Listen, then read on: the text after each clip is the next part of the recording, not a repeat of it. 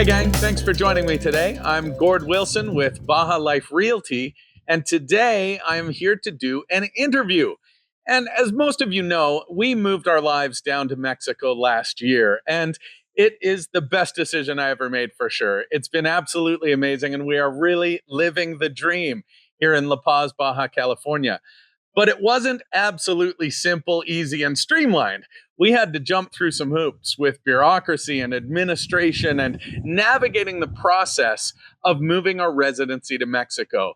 And that's where this lady came in. We were encouraged to seek out and find Blanca Corral del Castillo, and she specializes in assisting folks who are trying to make the transition and become residents here in La Paz. So she really helped us out immeasurably, and I wanted to bring her on and talk to her today to help alleviate some of the concerns and fears some of you may have about making the jump yourselves. So without further ado, Blanca, thanks for joining us. Thank you very much for the invitation. It's a pleasure to be here. And why don't you tell us just a general scope of how you would describe what it is that you do? I help people to make your life a little bit easier in the transition to me moving to Mexico. Why? Because even if you know many things from your countries here, a little, like you say, there's a lot of bureaucracy and there is many paperwork that you have to do. That is a little bit different from what you do in the United States or Canada or any other country. So what I do is all general services like immigration, bank accounts, insurance, driver license, some issues with the municipal office, and I help to even change the bills on their units because it's a little bit difficult to do here. Now, since last year, we have the regulation that everybody needs to have a tax number, everybody that is resident or Mexican over 18 years old. So I help them with you too. Work permits, corporations, so all kind of paperwork. I'll help you. So let's dig into the immigration process a little bit more. Could you tell us why someone might apply for temporary residency if they're planning on moving to Mexico, rather than just like a vacationer's permit, which I think is good for up to 6 months?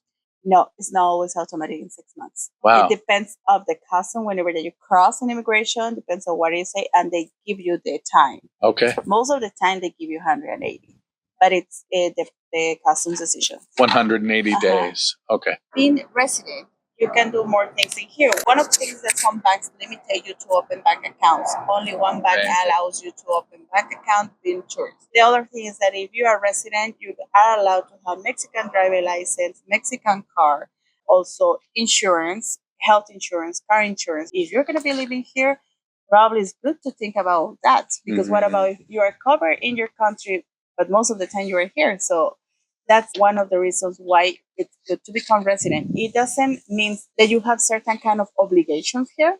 If you're not working, you don't make any money, so there's no kind of like obligations, but you will have certain rights for to become resident. And how do you apply for temporary residency? You have to do it in your country through the Mexican consulate. So the main thing is to get the appointments there. It will be depending of the balances because of course you need to prove your incomes or your solvents in your country. They are the ones who take the decision of give you the temporary or permanent card. Right. It could be either of them.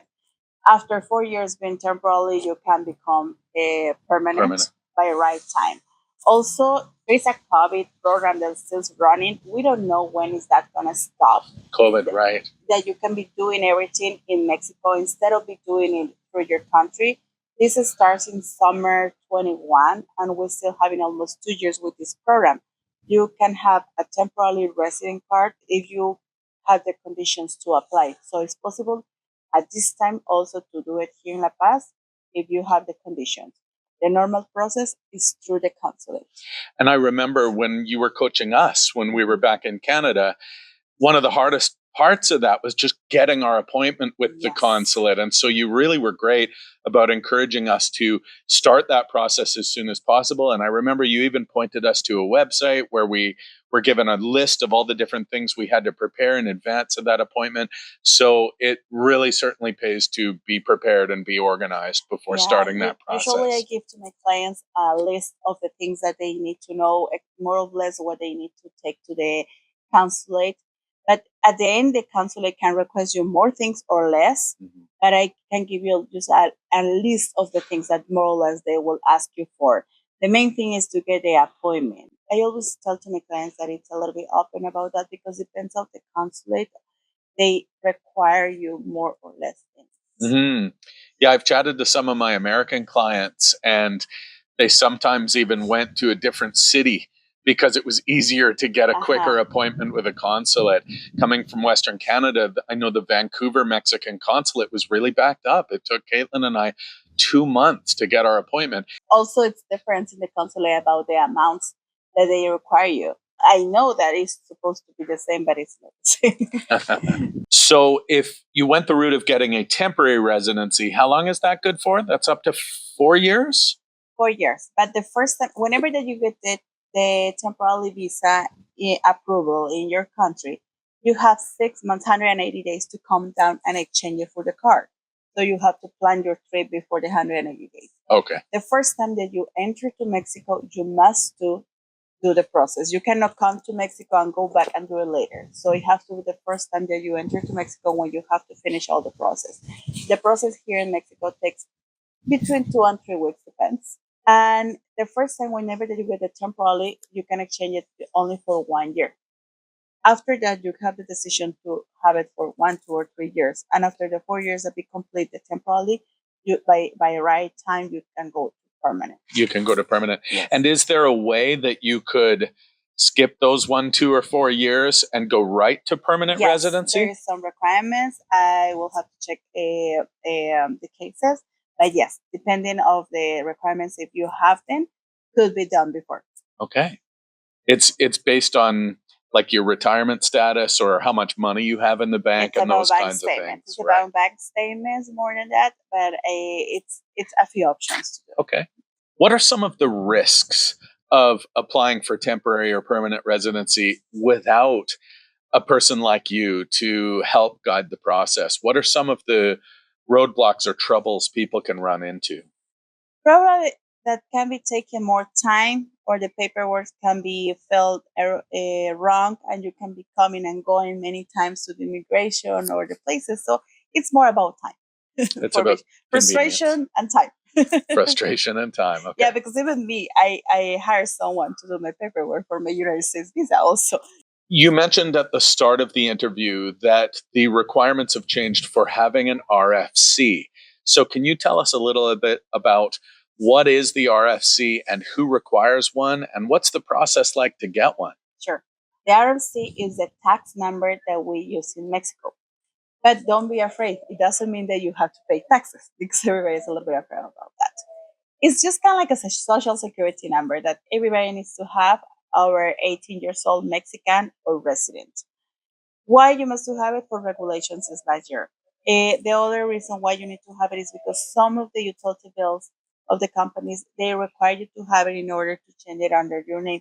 But it doesn't mean that they will put the services. Just that for changing under your name, you need it. It's a number that also you will be using whenever that you want to sell your property for capital gains. So that's another reason why you should have it. And also they are requesting it for buy new cars. So each time they are requesting for more and more process here, it doesn't mean that you have to pay any taxes if you don't do any work activities in Mexico. Work activities kind of like working like you, like real estate, or even rentals like Airbnb or something. That it's a work activity, right? Because you make money in Mexico. Yeah. Are there any other categories or situations that you would provide assistance with? In municipal issues could be where property taxes, fideicomisos payments also, or fideicomisos changes. Sometimes you have to do changes to that. Bank accounts. Blanca helped us set up our bank accounts because we wanted one for my work purposes and then a second joint account for Caitlin and I to use for our operating expenses.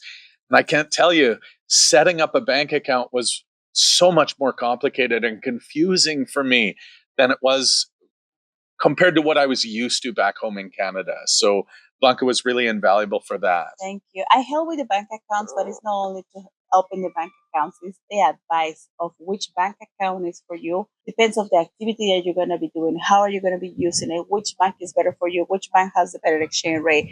Which one charge you less fees for transfer money? So depends of your necessity is my advice. Also, I can help open corporations too. And whenever that I open the corporations, I help the clients from the beginning until then. So I help to do the corporations, bank accounts for the company, tax information, work permits for the partners. So I do everything from the beginning to the end. I'm glad you mentioned that because that's a subject which Brighton and I spoke about in a video interview that we did a couple of months ago. Because if an expat, if a foreigner is coming here to buy property, they basically have two options. They can go the route of the fideicomiso, or if they're buying a lot of property or a much larger property, sometimes another option is to establish a corporation. Yes. And so, what is required of a foreigner to establish a local corporation? At the moment, for to have a corporation, you must to be resident. If you're a temporary resident, you need to have a work permit in order to do it. Whenever that you have a corporation, you also have obligations about taxes, about that you need to be doing your reports and everything. So it will be depending of the situation. My advice, if it's gonna be probably one property, it's gonna give you less headache to have a fideicomiso and pay an annual fee than all the obligations that you have with a corporation. But if we are talking that you're gonna be more like doing investments or buying a few properties, in that case, probably it's easier to do it through a corporation. Will be the case. Depending on the case is the advice or the option. Well, I think that about wraps it up for us today. If I missed anything or if there's any questions you have, please leave it in a question below the video. We'll get back to you as soon as possible. If you're interested in using Blanca's services, and I encourage you to do so, I'm going to include all of her contact information in the description of the video down below. So scroll down and check that out. As always, tune in to www.Baja Life Realty, our company website, for lots and lots of great information on La Paz and how to live here. And ladies and gentlemen, thanks so much for tuning in. Be sure to like, subscribe, and share the video with all your friends. I'm Flash Gordon. We'll see you on the next one. Thank you very much for the interview and any question that you have.